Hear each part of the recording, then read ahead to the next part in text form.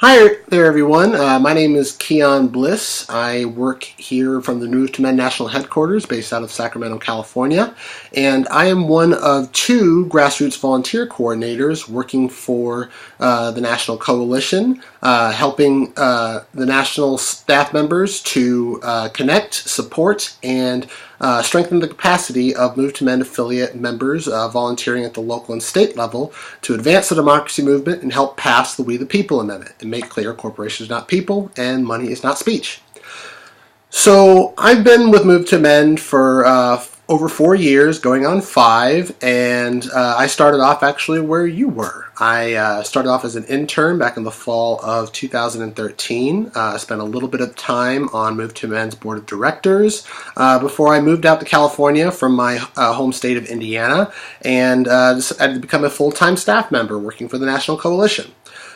So what brought me into this work? For a long time, I have felt that while the United States talks a big game about being a democracy that is the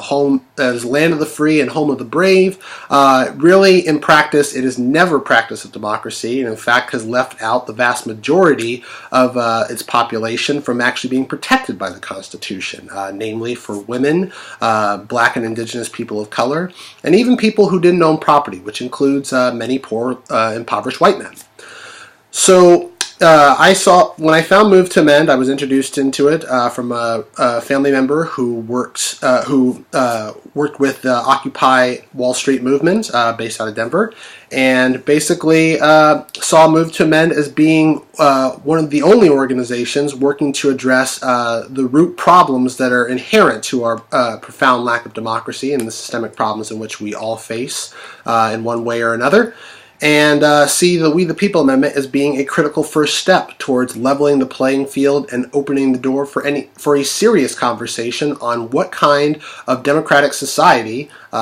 we would actually like to be. And I hope that once we pass the We the People Amendment, we can actually have a broader conversation about the kind of constitution we want and we envision, and hopefully create new bills of rights that actually encompass more than just the token few that were granted to us after the Founding Fathers wrote the property rights document that was the original draft of the Constitution.